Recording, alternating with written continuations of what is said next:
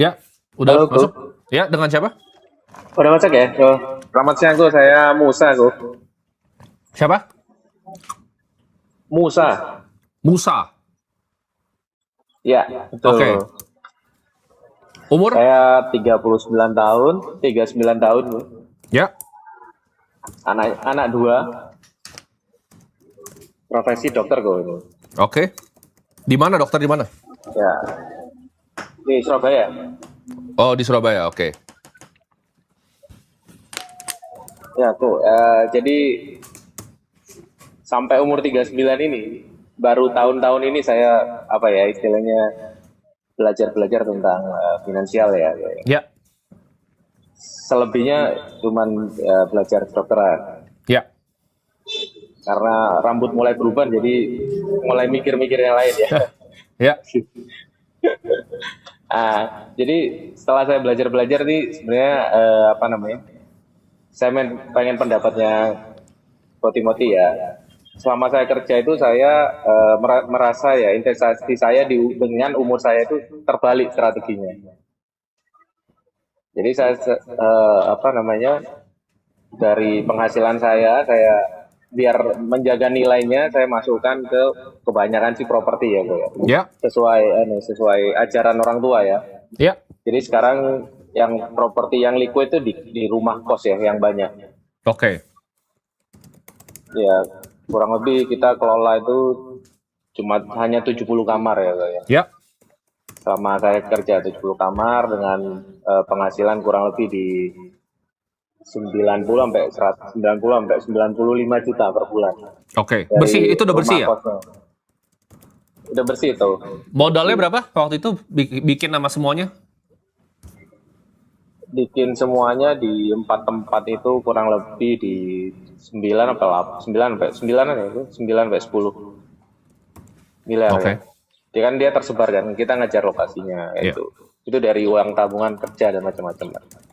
Kalau penghasilan aktif dari praktek ya kurang lebih juga segituan ya, 100 sampai 130 mungkin ya. Ya. Miliar Oke. ya. Dia kan dia tersebar kan, kita ngejar lokasinya Iya. Itu dari uang tabungan kerja dan macam-macam. Kalau penghasilan aktif dari praktek ya kurang lebih juga segituan ya, 100 sampai 130 mungkin ya. Ya. Sebenarnya pertanyaan saya itu dilandasi dengan cita-cita saya tuh pengen simpel aja juga, nggak pengen kaya-kaya banget gitu sebenarnya. Ya. Pengennya cuma menikmati hasil investasi itu saat saya masih hidup dan sehat itu, dan nanti saat saya meninggal gitu ya, istilahnya kan Oke. saya muslim ya, Go ya. Ya. Dari sekarang saya siapkan, dari belajar setahun ini saya setahunan ini saya siapkan uang dingin lah ya, istilahnya kurang lebih 4 miliar Go. Ya. Yang pengen saya investasikan supaya dia jadi 20 miliar di kurang lebih ya 3 tahun lagi ya, Go ya. Karena kan 39 tambah 3 atau 4 tahun lagi saya umur 43, 44 ya, 43 lah. Kira-kira 45 saya sudah fokus mempersiapkan kehidupan berikutnya ya, jadi nggak capek-capek lagi praktek dan lain-lain lah ya. Ya. Cita-cita saya dari 4 miliar pengen jadi 20 miliar dengan harapan saya pengen punya satu perumahan ya, Ya. perumahan kecil aja di suatu tempat yang di situ ngajarin tentang baca Quran dan lain-lain. Yang kedua sih pengen ada rumah sakit sesuai bidang saya, rumah sakit kecil aja yang tipenya tipe D kecil gitu.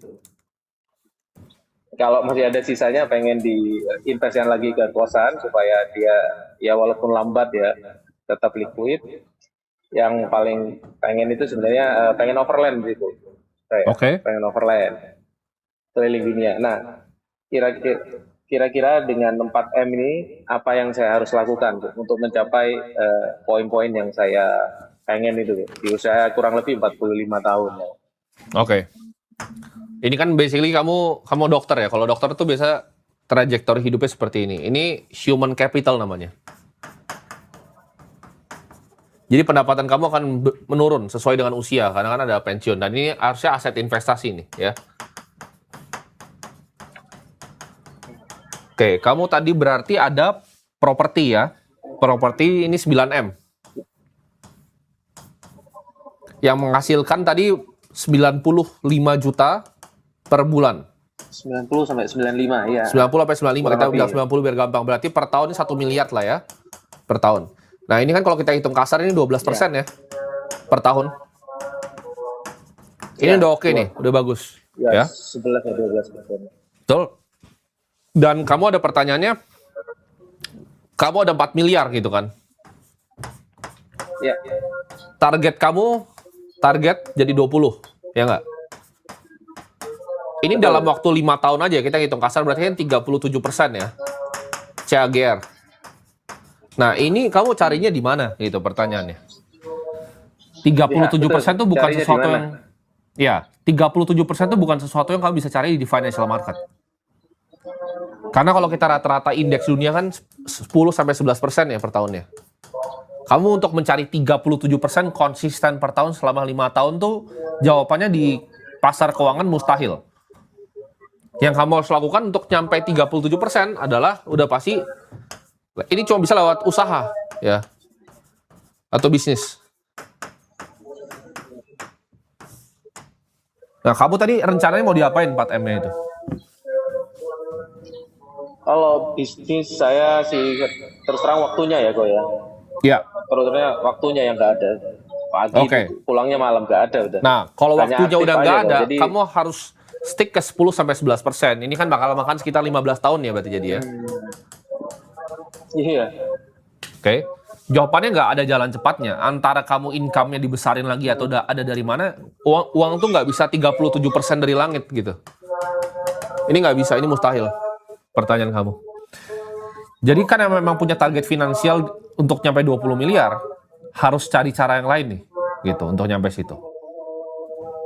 Tapi kan kalau sebenarnya kita ngomong aset kamu secara kasar, aset kamu kira-kira apresiasi, kita hitung kecil lah, properti kamu 10 miliar basically kan. Kamu punya properti 10 miliar, punya 4 miliar gitu, liquid. Kamu tinggal 6 miliar lagi kan. Iya. Nah itu bisa jadi opsi tuh nanti. Dicari apakah ini dilikuidasi, ada pembelinya karena returnnya bagus kan, 12% per tahun. Nah itu baru kamu bisa taruh ke sesuatu yang lebih pasif nanti. Antara di SBN pemerintah, di government bonds, kamu bisa taruh di equity luar negeri. Itu kamu bisa otak-atik nanti. Tapi kalau pertanyaan kamu gimana caranya dalam waktu 5 tahun ya saya nggak bisa jawab gitu. Karena nggak akan ada orang yang bisa kasih kamu bisa loh gitu. 37% per tahun tuh mustahil ya. Warren Buffett 19% per tahun. Kamu mintanya double dari Warren Buffett. Sulit itu, sulit dan nggak ada ya. Kalau ada yang bilang kamu bahwa oh ini bisa nih pasti 37% itu pasti bohong. Karena investasi itu rata-rata 10-11% ya. Oke? Iya tuh. Jadi jawabannya adalah waktunya gitu kan. Investasi kan ada beberapa ada 3 kan. Yang pertama adalah savings rate. Kedua itu adalah waktu. Ketiga itu adalah return. Nah, yang kamu paling nggak bisa kontrol tuh yang namanya return. Jadi yang kamu bisa kontrol tuh jumlah tabungan kamu dan juga waktunya. Mainnya di situ. Ya. Tanya lagi boleh ya tuh? Boleh? Dari 4M ini kan karena saya baru belajar ya kok ya. Ya. Nonton videonya Koko juga dan lain-lain. Dari 4M ini sudah beberapa persen ya, hampir 70% terbagi itu sekitar kurang lebih 1,5 M itu ada di Bitcoin ya, Bu. Ya. Terus sisanya itu ada di Big Bang ya, di BCA terus yang besar ya, BCA, Ya. BRI, BMRI sih. Ada berapa aja berarti? Kurang lebih ya sih di BTC itu kurang lebih ada 1,5. Terus? BCA BRI itu ada kurang lebih ya 100 sampai 200-an gitu. BCA paling besar 200. Ya. Ini dalam Sisanya 200 dalam itu, apa? Ya juta 200 juta doang kecil gitu. Oh, oke. Terus? Jadi dari dalam rupiahnya ya, semuanya dalam rupiahnya. Ya, Jadi sisa uang yang dari 4M itu ya karena saya enggak melek finansial ya. Ya. Sisa mungkin sisa sisa berapa ya? 1,3 sampai 1,5 mungkin. Oke. Nah, itu apakah saya sudah bijak menaruh uang itu di situ? Jadi kebanyakan cash kan? Eh, Sisa 1,5 gitu, dari 4 itu sisa 1,5 sekarang. Karena jadi 4 ini nggak ada. 4 ini sudah masuk ke BTC 1,5 M. Oke. Nah, sisanya masuk ke 3 bank itu. 1,5 M. Kenapa jadi 200 tadi? Ini 200 atau 1,5 M jadinya? Yang ke BTC 1,5 M. Oke. Masih ada Nah, sisa kan itu? Yang 1,5 2,5-nya kemana? masih ada sisa. Dua setengahnya itu yang BCA, BRI sama BMRI itu masing-masing katakanlah di 300-an tuh, kayak gitu. Itu Kan cuma berarti 900. 1,5 tambah 900 kan? Iya. Iya, 1,5 tambah 900 berarti kan 2,4 kan? Nah, sisanya kan 1,6. Nah, pertanyaannya itu Oh. dengan kondisi saya iya. saat Kamu ini, ngomongnya pakai nah, persennya ini- lebih jelas ya. Berarti Iya. benar tadi. Sisanya duit kan? 1,6-nya. duit, betul. Oh, iya. Udah oke kok itu, udah oke, udah bagus.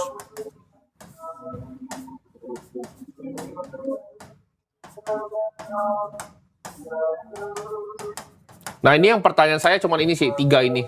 Ini kenapa 3 bank gini? Wah, karena ketidaktahuan saya gue itu. Ya, Jadi ya sudahlah. jadi Bank negara jawabannya aja. adalah ini coba dianalisa lagi. Yang paling bagus itu yang mana? Jangan beli 3-3-nya, karena gini. Kamu kan beli 3 untuk menyebar resiko kan. Tapi kalau kamu belinya kayak gini, ini nggak Betul. menyebar resiko. Kecuali misalnya posisi kedua kamu tuh misalnya batu bara, tambang gitu, tambang. Ini consumer goods, itu beda cerita. Tapi kalau 3-3-nya perbankan begini, sama aja kayak beli satu. Itu nggak ada diversifikasinya gitu. Mungkin itu aja sih yang dibenahin. Sektornya ya. Iya, sektornya dibenahin. Untuk Oke. sisa uangnya lebih baik saya kemana tuh? Ya, kamu kalau parkir aja dulu. Money market nggak apa-apa, RDPU. Ini mau ditaruh di Indon juga boleh. 5% sekarang yieldnya lumayan besar. Karena kamu masih full time bekerja kan, nggak bisa mantangin setiap hari. Full time bekerja. Iya. Nggak bisa mantengin ya. Betul, jadi masuknya ke harusnya begitu. BTC lagi tuh. Apa? Kalau sisanya masuk ke BTC lagi terlalu beresiko ya. Gini, itu kamu jadi besar sekali kan porsinya, dan sekarang kamu bukan orang yang bisa mantengin setiap hari. Beda ceritanya kalau kamu bisa mantengin setiap hari. Kalau kamu bisa mantengin setiap hari, kamu cari yang volatilitas tinggi nggak apa-apa. Tapi kan ini udah cukup besar nih di portofolio kamu. Secara manajemen resiko ya nggak oke untuk kamu yang bekerjanya full time dan bukan di sini pekerjaan kamu, ya. Oke, terima kasih Gus. Oke.